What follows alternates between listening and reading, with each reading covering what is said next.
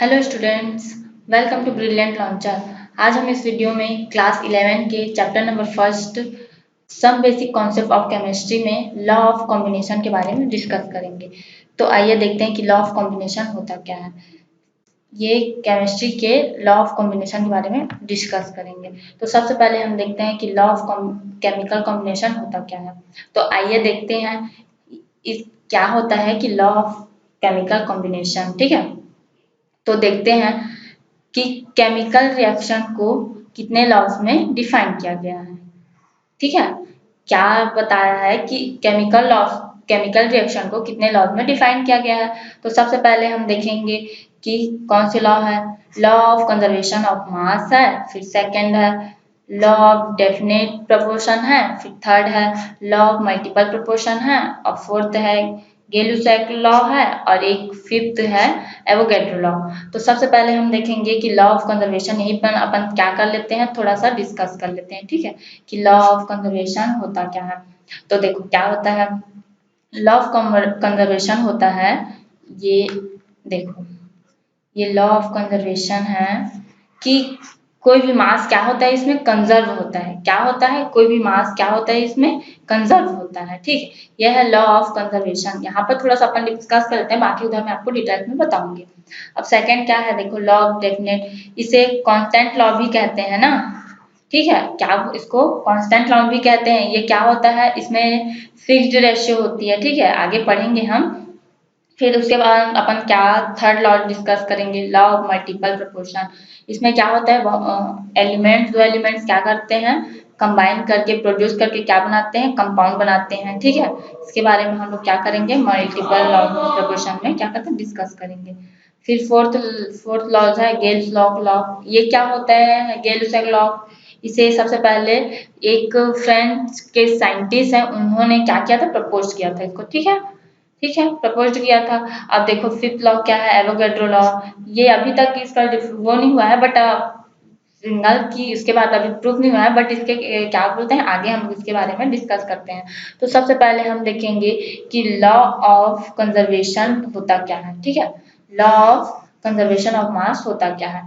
तो law of conservation of mass के according क्या होता है, देखो इनके प्रिंसिपल क्या कहता है, देखो ये इनके प्रिंसिपल का कहना है कि इनकी प्रिंसिपल का ये कहना है कि कोई भी सिस्टम, ठीक है, कोई भी क्लोज सिस्टम, ये कोई भी क्लोज सिस्टम में मास क्या होगा, हमेशा कंजर्व रहेगा। ठीक है, सिंपल है, समझ में आया कि कोई भी क्या है, इसका ये प्रिंसिपल ये कहता है, प्रिंसिपल ऑफ मास कंजर्वेशन ये कहता है कि कोई भी क्लोज सिस्टम में क्या होता है, मास हमेशा कंजर्व रहता है। इसे ना ही हम लोग क्या कर सकते हैं, बढ़ा सकते हैं, ना ही इसे हम क्या कर सकते हैं, घटा सकते हैं, और ना ही इसे हम लोग क्या नहीं कर सकते, रिमूव भी नहीं कर सकते। ठीक है, और ना ही ऐड नहीं कर सकते। ठीक है, क्या एक बार और एक्सप्लेन करती हूँ कि law of conservation of mass का प्रिंसिपल ये कहता है कि क्या है, किसी भी क्लोज सिस्टम में मास क्या है, हमेशा कंजर्व ही रहेगा। ना ही उसे हम लोग बढ़ा सकते हैं, ना ही घटा सकते हैं, ना ही उसको हम लोग रिमूव कर सकते हैं। ठीक है, ना ही उसे हम चेंज कर सकते हैं। ठीक है, देखते हैं सिंपल वर्ड में कि होता क्या है। कोई भी रिएक्टेंट क्या होता है, जितने मास में क्या कर रहा है, जितने मास में केमिकल रिएक्शन में क्या कर रहा है, वो रिएक्ट कर रहा है, उसका मास जो प्रोडक्ट होगा, ठीक है, जो प्रोडक्ट बनेगा उसके मास से इक्वल होगा। सिंपल है, देखो क्या बोल रहा है, टोटल मास ऑफ रिएक्टेंट हमेशा इक्वल होगा किसके, टोटल मास ऑफ प्रोडक्ट के।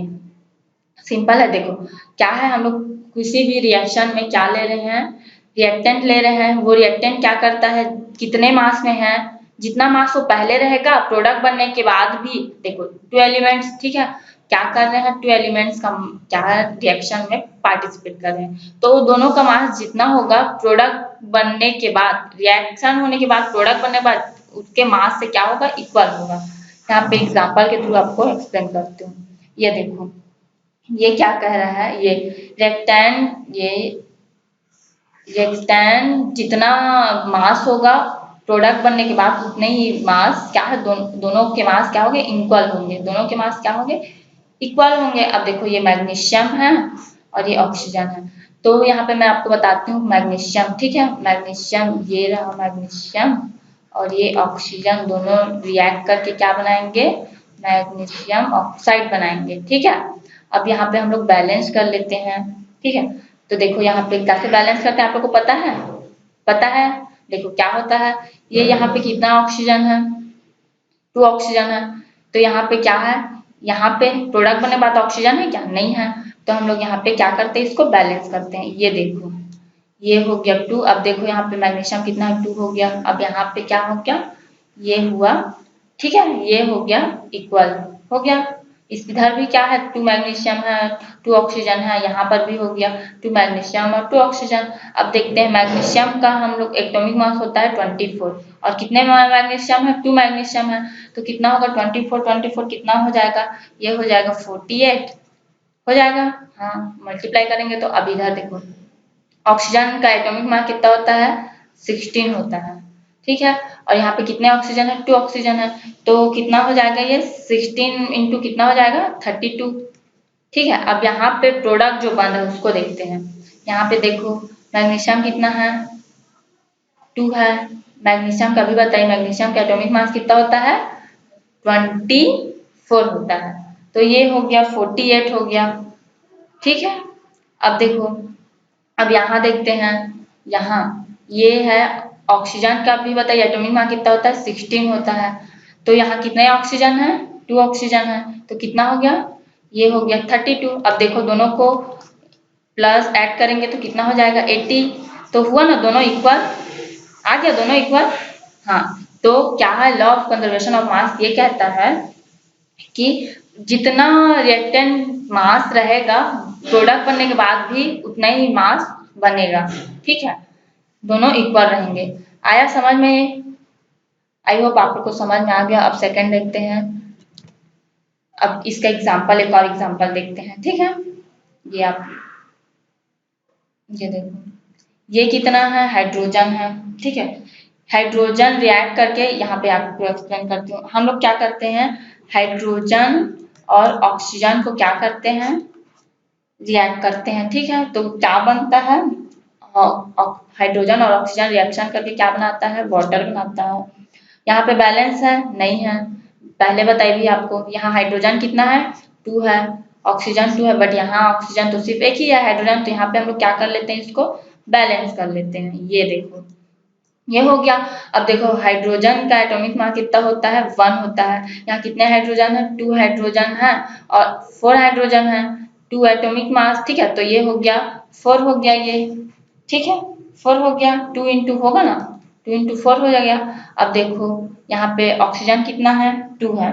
तो एक ऑक्सीजन का एटॉमिक मास कितना होता है, 16 होता है, 16 होता है। तो यहाँ कितने ऑक्सीजन है, 2 ऑक्सीजन है। तो देखो यहाँ पे 16 इंटू 2, ठीक है, 16 इंटू 2। तो यहाँ पे कितना हो गया, ये 4 प्लस 32 हो गया, ठीक है। अब यहाँ पे देख लेते हैं, यहाँ पर भी 4 हाइड्रोजन है, ठीक है। एटॉमिक मास और ऑक्सीजन का एटॉमिक मास कितना है, 16। यहाँ भी क्या हो गया, 6 इंटू 2 इक्वल कितना हो गया, 32। अब यहाँ पे देखते हैं प्लस 32। अब दोनों में इक्वल करते हैं तो कितना आएगा, ये आ गया 36 और ये आ गया 36। तो बना जितना प्रोडक्ट, देखो जितना रिएक्टेंट था मास, प्रोडक्ट बनने के बाद भी क्या है, उतना ही इक्वल हुआ, उतना ही मास आया। ये देखो, तो आया समझ में, आ गया। अब देखो नेक्स्ट देखते हैं कि नेक्स्ट लॉ क्या कहता है।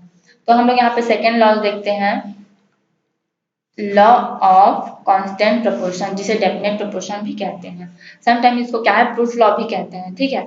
अब देखते हैं ये लॉ क्या कहता है। तो इस लॉ के अकॉर्डिंग किसी केमिकल, ठीक है, किसी केमिकल रिएक्शन में एलिमेंट का मास क्या होता है, वॉल्यूम हमेशा फिक्स रेशियो में होता है, ठीक है।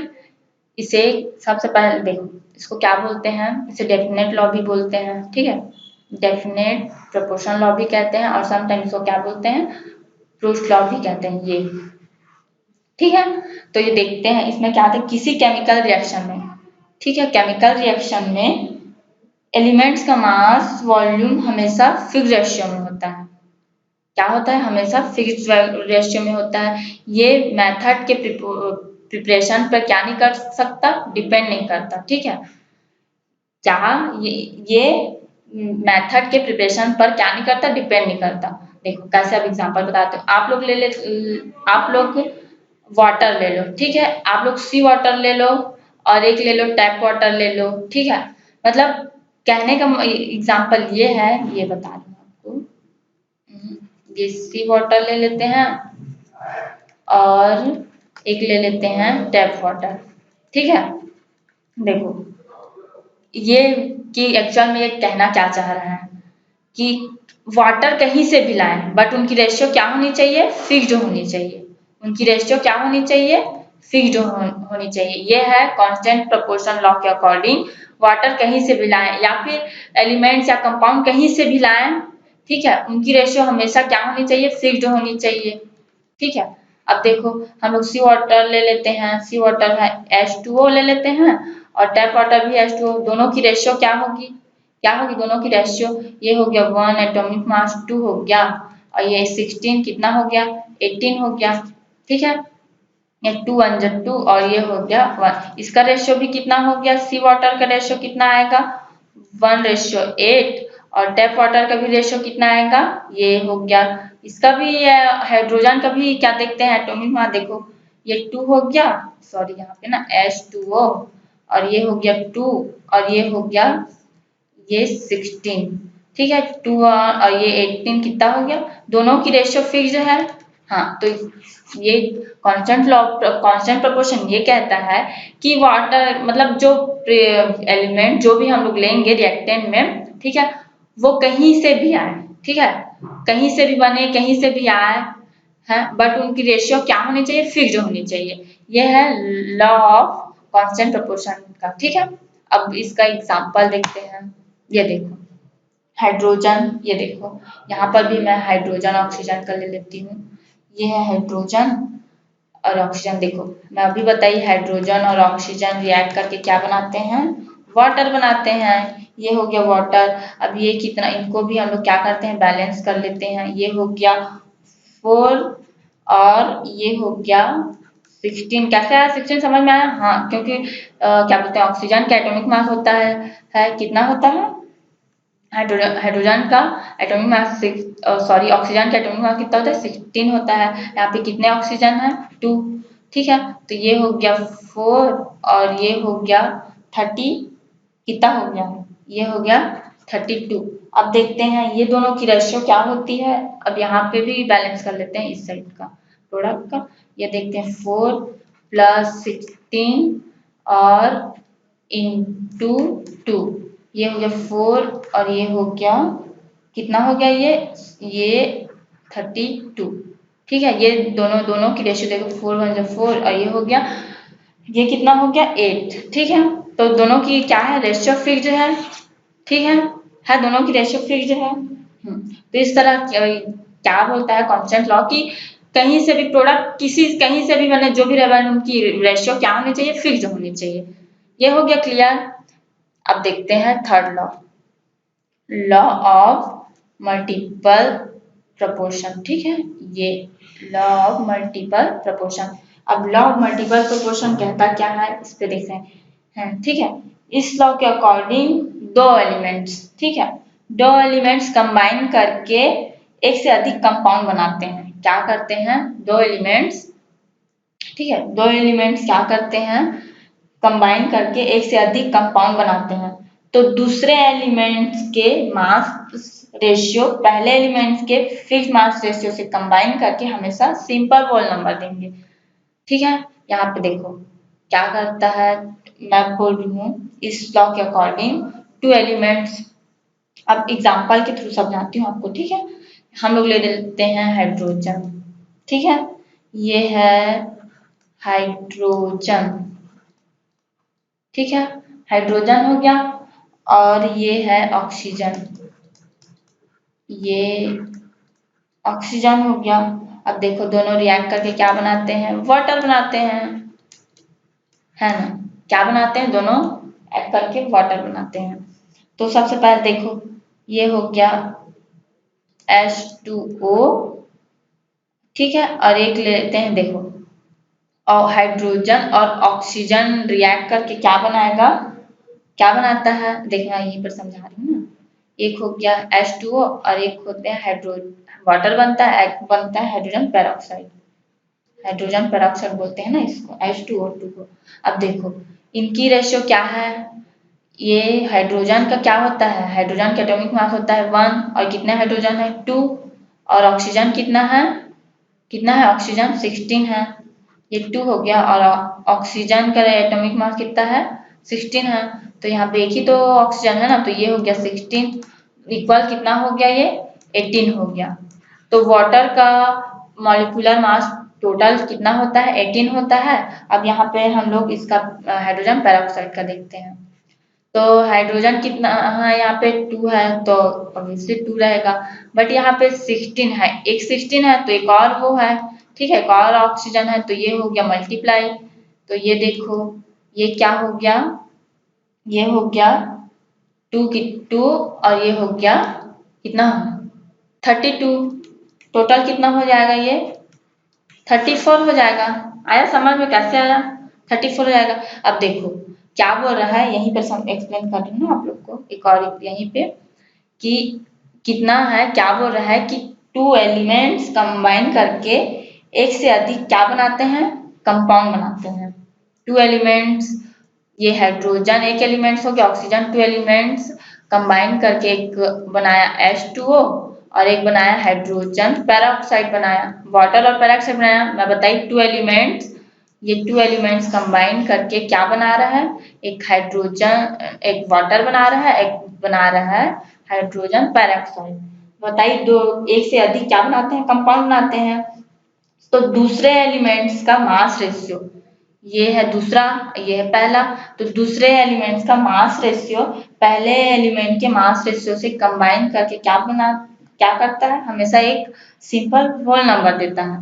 देखो अब ये क्या है 18 है, ठीक है, ठीक है 18 है, ये देखो यहाँ पे यहीं पे बताती हूँ ना, ये हो गया 2 1 जब 2 और क्या हो गया 2 8 जा 16 हो रहा है, रेशियो कितना आ रहा है 1:8, ठीक है। और यहाँ पे देखते हैं ये कितना आ रहा है 1:2, 1 जब 2 और 2 16 कितना हो रहा है 1:16। तो मैं बताइए कि पहले एलिमेंट्स का दूसरे एलिमेंट्स का पहले एलिमेंट्स के मास से क्या होता है, होल नंबर होता है। अब देखो 8 1 जा 8 और 8 2 जा कितना होगा 16, तो टोटल रेशियो कितना आ रहा है 1 रेशियो कितना आ रहा है 2 आ रहा है, ठीक है। एक सेकेंड आगे आप लोग को एक बार अच्छे से एक्सप्लेन करती हूँ एक और एग्जांपल लेके। अब देखते हैं यहाँ पर देखते हैं, देखो सबसे पहले क्या लेते हैं हम लोग, हाइड्रोजन लेते हैं, ठीक है, हाइड्रोजन और ऑक्सीजन रिएक्ट करके क्या बना रहा है, एक बनाता है वाटर और एक बनाता है हाइड्रोजन, यहाँ हाइड्रोजन पेरोक्साइड, ये हो गया, ये बना रहा है हाइड्रोजन पेरोक्साइड, ये H2 और O2, ऊपर में क्या बैलेंस नहीं है तो यहाँ पे हम लोग 2 लगा देते हैं, ये हो गया, कितना हो गया, ठीक है, ये ठीक है। अब देखो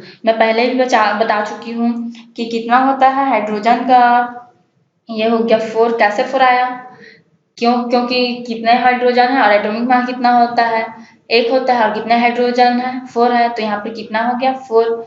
ऑक्सीजन का कितना होता है एटॉमिक मास 16 होता है, कितने ऑक्सीजन है 2 ऑक्सीजन है, तो यहाँ पे हो गया 32 इक्वल कितना हो गया, यहाँ पे देखो, ठीक है, यहीं पर देखते हैं। अब ये देखो हाइड्रोजन कितना है 4 है, ठीक है, कितना है 4 है, सॉरी 2 है ना, ये 2 है, और कितने ऑक्सीजन है, ये है 2 ऑक्सीजन है, तो ये देखो तो कितना आ गया, ये यहाँ भी 32 आ गया, क्यों आ गया, क्योंकि ऑक्सीजन एक एटॉमिक ऑक्सीजन के एटॉमिक मास 16 होता है और कितने ऑक्सीजन है 2 ऑक्सीजन है, तो कितना हो गया 16 2 जा कितना हो गया 32, ये 32, तो यहाँ पे 2 2 और यहाँ पे हो गया 2:32, और यहाँ पे क्या है 4, ये 4:32, तो देखते हैं 4 1 जा 4 हो गया, ठीक है, क्या हो गया 4 1 जा 4 और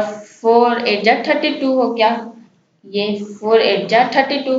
और यहाँ पे देखो, यहाँ पे 2 1 जा 2 और 2 16 कितना हो गया, 32 हो गया। तो देखो ये वाटर का रेशियो कितना आया, 1:8 आ गया। और हाइड्रोजन पेरोक्साइड का रेशियो कितना आ गया, 1:16 आ गया। तो मैं अभी बताई कि क्या बताई कि इस लॉ के अकॉर्डिंग टू एलिमेंट्स कंबाइन करके, ये देखो यहाँ पे ये 2 एलिमेंट्स, ठीक है, यहाँ 2 एलिमेंट्स कंबाइन करके क्या बना रहे हैं, 2 एलिमेंट्स कंबाइन करके क्या बना रहे हैं, ये वाटर बना रहे हैं, ठीक है, ये वाटर बना रहे हैं। और यहाँ पे ये 2 एलिमेंट्स कंबाइन करके यहाँ पे हाइड्रोजन पेरोक्साइड बना रहे हैं। बताइए एक से अधिक मतलब ये देखो एक से अधिक कंपाउंड बनाए ना, ये हो गया ये पहला और ये हो गया दूसरा। तो एक से अधिक, अब मैं बोली कि मैं क्या बोली हूँ, पहले एलिमेंट्स का मास रेशियो दूसरे एलिमेंट के मास रेशियो से क्या करता है, कंबाइन करके हमेशा सिंपल होल नंबर देता है, ठीक है। ये देखो 1:8, अब दोनों देखो ये हो गया 16 और ये हो गया 8। यहाँ पे क्या है, यहाँ पे ध्यान देना, ठीक है। यहाँ पे हाइड्रोजन का तो मास क्या है, सेम है, ठीक है। क्या है, हाइड्रोजन का मास तो सेम है, बट इसका क्या है, क्या बोलते हैं, ऑक्सीजन का डिफरेंट है। तो ये देखो ये दोनों ऐड करके क्या दे रहे हैं, सिंपल रेशियो 8 1 8 और 8 2 16, तो 1:2 सिंपल रेशियो दे रहे हैं ना दोनों के बीच। सो समझ में आया, क्लियर है, हाँ ठीक है। अब हम लोग देखते हैं नेक्स्ट क्या है, ये नेक्स्ट लॉ क्या कहता है, गेल-लुसैग लॉ। इसको तो मैं बता रही हूँ, इसमें क्या होता है, इसे सबसे पहले, ठीक है, इसे सबसे पहले प्रपोज किया था एक फ्रेंच के साइंटिस्ट, ठीक है। इसे क्या गेल-लुसैग लॉ को सबसे पहले उन्होंने एक फ्रेंच के साइंटिस्ट ने इसे क्या किया था, प्रपोज किया था। इसके इसके जिनका नाम था जोसेफ लुइस, ठीक है, लिख देती हूँ नाम, आप लोग को क्लियर समझ में आएगा। ये है जोसेफ लॉ, ठीक है, जोसेफ लुइस गेल-लुसैग, ठीक है। ये रहा, ये गेल-लुसैग, क्लियर है। देखो क्या है बोल रहा है, सबसे पहले गेल-लुसैग लॉ को सबसे पहले प्रपोज किया था एक फ्रेंच साइंटिस्ट जिसका नाम था जोसेफ लुइस गेल-लुसैग, ठीक है। उन्होंने कहा था, ठीक है, उन्होंने कहा था कि अगर गैसेस कंबाइन हो रहा है या प्रोड्यूस हो रहा है, ठीक है, अगर टू गैसेस, ये गैसेस कंबाइन हो रहा है या प्रोड्यूस हो रहा है, उनका वॉल्यूम है तो सिंपल रेशियो में होता है, ठीक है। उनका वॉल्यूम क्या होता है, वॉल्यूम सिंपल रेशियो में होता है, ठीक है। ये टेम्परेचर और सेम टेम्परेचर और प्रेशर में भी क्या होता है, सिंपल ही होता है ना, सिंपल कंडीशन में ही होता है। देखो एक बार और एक्सप्लेन करती हूँ। जो गेल-लुसैग लॉ है ये कहता है कि सबसे पहले तो ये बताइए कि किसने किसने डिस्कवर किया था, किसने डिस्कवर किया था, ये जोसेफ लुइस गेल-लुसैग ने इसको क्या किया था, सबसे पहले प्रोड्यूस किया था, ठीक है। अब इनके अकॉर्डिंग मैं बताई हूँ कि गैस क्या कर रहा है, गैसेस इसमें गैसेस कंबाइन हो रहा है, चलो गैसेस कंबाइन हो करके या फिर प्रोड्यूस करके क्या देता है, हमेशा सिंपल रेशियो देगा। ये सेम टेम्परेचर, ये ना बता रही, ये सेम टेम्परेचर और प्रेशर में भी क्या है, ये सिंपल रेशियो ही देगा, ठीक है। आया समझ में, एक मिनट एग्जाम्पल के थ्रू समझाती हूँ तो ज्यादा क्लियर से समझ में आएगा आपको। ये देखो ये क्या है, ये हाइड्रोजन और क्या है, ऑक्सीजन। मैं बार बार हाइड्रोजन और ऑक्सीजन इसलिए ले रही हूँ क्योंकि ये सिंपल आप लोग को माइंड में आ जाए और कोई क्या है करना हो, ठीक है, इजिली समझ में आए इसलिए। अब देखो ये हो गया 2H2O, यहाँ बैलेंस कर देती हूँ। मैं बताइए कि हाइड्रोजन ऑक्सीजन क्या करके बनाता है, वाटर बना रहा है रिएक्ट करके। तो यहाँ पे मैं ये बता रही हूँ कि सपोज देखो हम लोग क्या ले रहे हैं, वाटर को कितना ले रहे हैं, 50 लीटर ले रहे हैं, ठीक है। कितना ले रहे हैं, 50 लीटर ले रहे हैं। तो जो रिएक्ट रहेगा हाइड्रोजन को तो हम लोग क्या लेंगे, 100 लीटर लेंगे। कितना लेंगे, 100 लीटर लेंगे, ठीक है।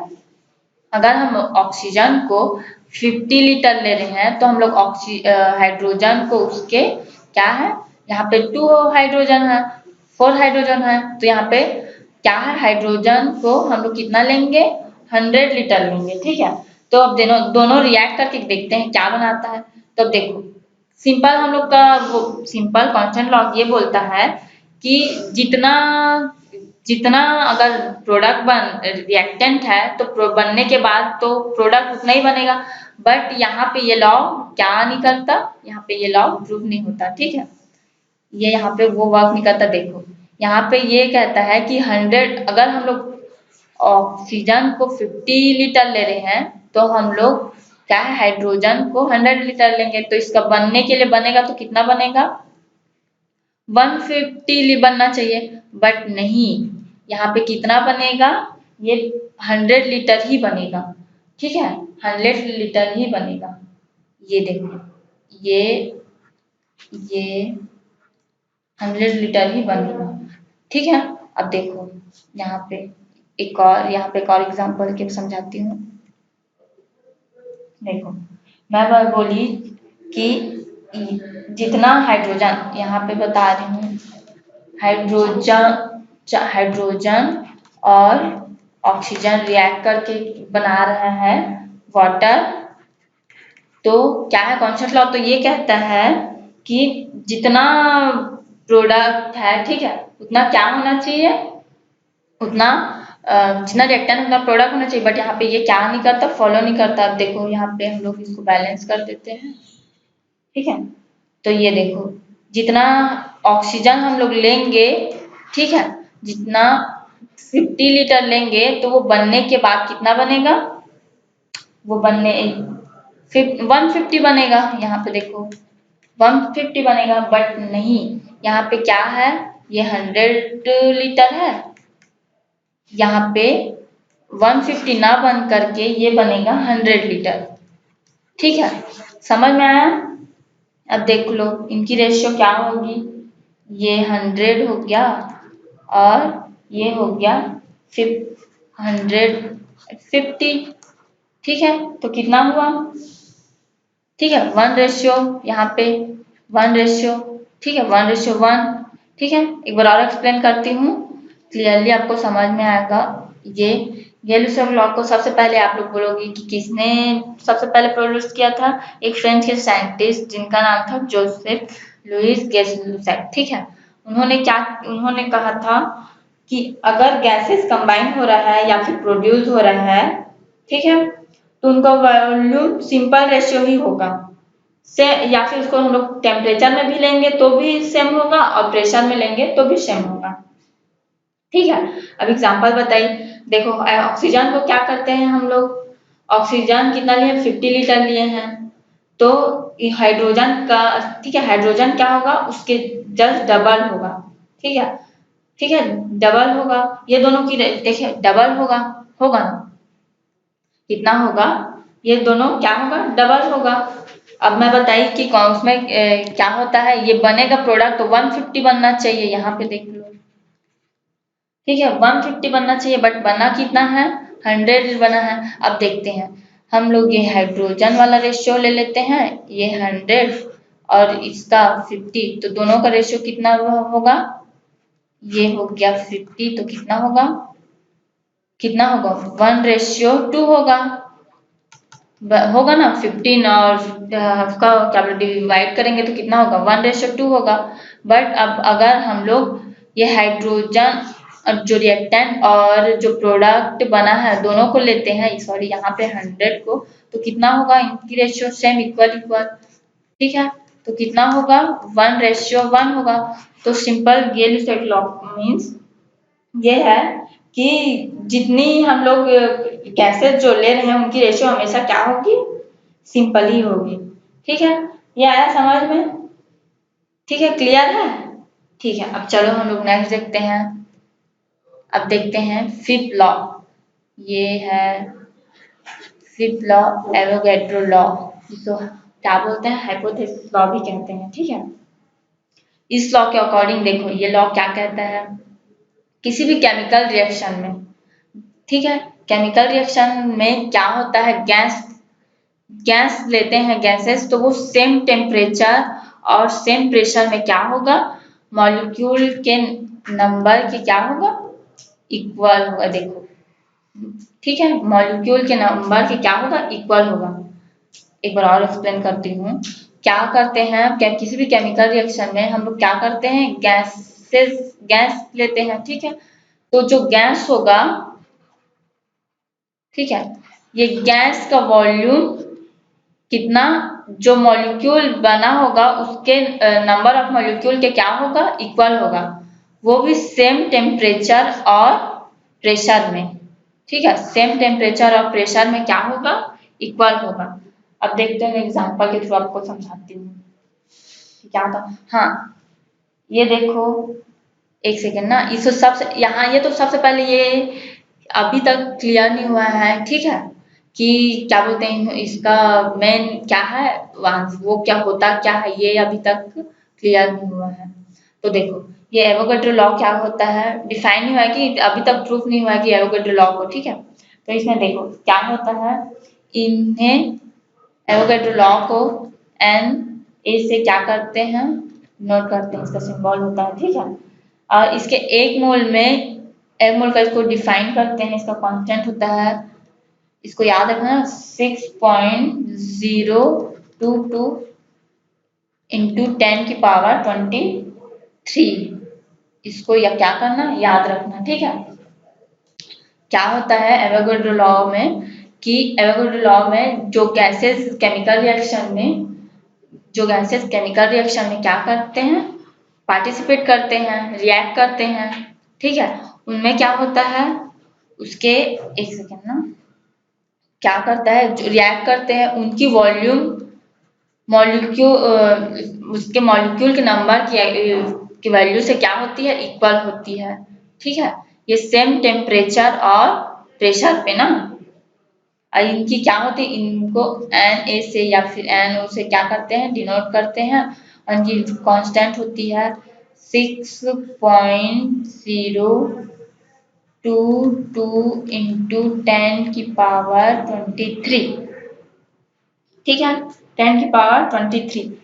सो ये, ठीक है, और इसका एग्जांपल देख लेते हैं। जैसे कि आप लोग जानते हो, 1 मोल, ये मोल का होता है, मोल का एग्जांपल है। देखो, गिवन मास आप लोग को तो पता होगा, यानी ये होगा गिवन मास बाई क्या है, मोल और मास। ठीक है, देखो क्या होता है इसमें, हाइड्रोजन क्या है, वाटर कितना है, H2O। ठीक है, कितना है, मॉलिक्यूलर के मास से क्या है, इक्वल होता है। ठीक है, तो देखो कितना होता है, ये ऑक्सीजन एटॉमिक मास कितना होता है, ये है 18, ये होता है, हाइड्रोजन कितना हो गया, यहाँ पे हाइड्रोजन हो गया 2, और ऑक्सीजन कितना हो गया 16, कितना हो गया 18 हो गया। ठीक है, तो ये लॉ क्या कहता है, कि एवोगैड्रो लॉ बोलता है कि जितना, ठीक है, जितना जो गैस लेंगे उसका जितना वॉल्यूम होगा, वो मॉलिक्यूलर नंबर ऑफ मॉलिक्यूलर के क्या होगा, वॉल्यूम से इक्वल होगा। ठीक है, सेम टेम्परेचर और सेम प्रेशर में। सो क्लियर है, इतना आ गया होगा आई होप, कि एवोगैड्रो लॉ समझ में मेन क्या है, इनका कांस्टेंट ये होता है, ये देखो। तो इसको याद रखना कि इसे एन ए से क्या करते हैं, नोट करते हैं 6.022 इंटू 10⁻23। ठीक है, ये आया समझ में, क्लियर है, ठीक है।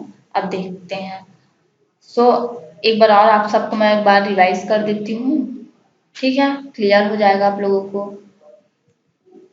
ये सबसे पहले देखते हैं ये वाला।